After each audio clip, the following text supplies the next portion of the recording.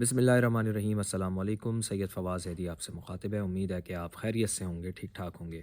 तो supreme court of Pakistan पहुंचा इस्लामाबाद के 6 जजेस के ख़त का मामला, और अब इस मामले में सुप्रीम कोर्ट ऑफ पाकिस्तान ने बाकायदा खुद नोटिस ले लिया है।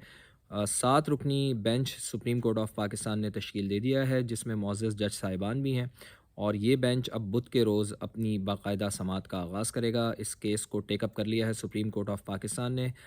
दबाव था सुप्रीम कोर्ट ऑफ पाकिस्तान के ऊपर, चूँकि 300 के करीब वकला जिन्होंने ये दरख्वास्त की थी सुप्रीम कोर्ट ऑफ पाकिस्तान से कि जो जुडिशल कमीशन बनाया गया है, एक कमीशन बनाया गया है तहकीकाती, उसको हम मुस्तरद करते हैं और इसके ऊपर बाकायदा खुद नोटिस लिया जाना चाहिए। इस्लामाबाद हाई कोर्ट के 6 मुअज़्ज़ज़ जज साहिबान जिन्होंने बाकायदा एक दरख्वास्त की थी, ख़त लिखा था सुप्रीम कोर्ट ऑफ पाकिस्तान को, सुप्रीम जुडिशल काउंसिल को, कि उनको बाकायदा धमकियाँ मिल रही हैं, बहुत से मामलात उनके साथ ऐसे हुए हैं।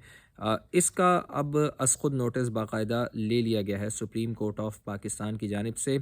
जस्टिस काजी फ़ाइज़ ईसा ने, सुप्रीम कोर्ट ऑफ पाकिस्तान के चीफ जस्टिस ने इसका खुद नोटिस लिया है, और अब ये मामला सुप्रीम कोर्ट ऑफ पाकिस्तान में चला गया है, जहां पर बुध को इस केस की समाअत मुकर्रर की गई है। तो ये मामला शुरू हुआ था इस्लामाबाद हाई कोर्ट के 6 जजों की जानिब से, जिसमें उन्होंने एक ख़त लिखा था और उन्होंने कहा था कि उनके ऊपर दबाव डाला जा रहा है, पिछले 1 साल से उनके ऊपर दबाव डाला जा रहा है।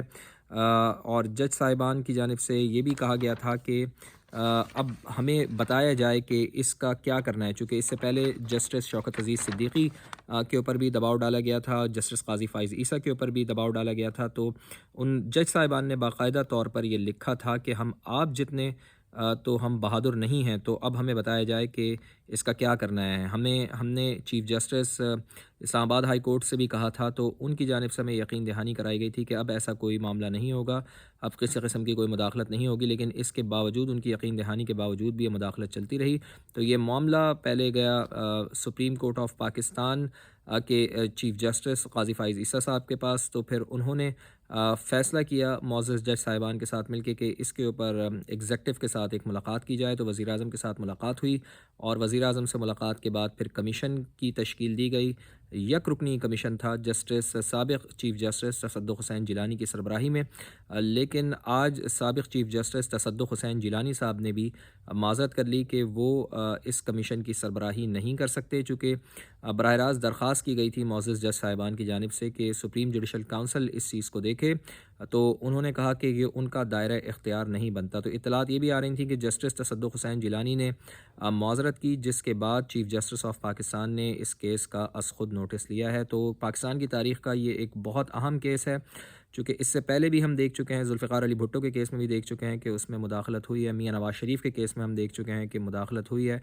और अब इस बाब को मुकम्मल तौर पर बंद होना चाहिए। बाब मुकम्मल तौर पर कैसे बंद हो, तो अब पाकिस्तान की जुडिशल तारीख़ का ये एक बहुत बड़ा इम्तिहान है।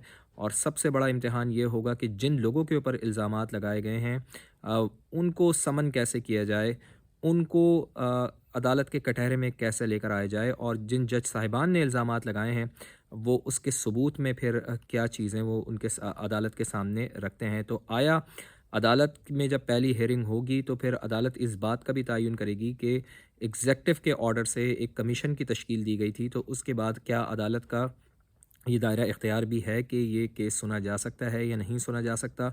तो पाकिस्तान की सुप्रीम कोर्ट में आने वाले चंद दिनों में बहुत अहम केस की समाअत हम विटनेस करने जा रहे हैं, जिससे बहुत सी चीज़ें मुस्तक़बिल के हवाले से तय हो सकती हैं।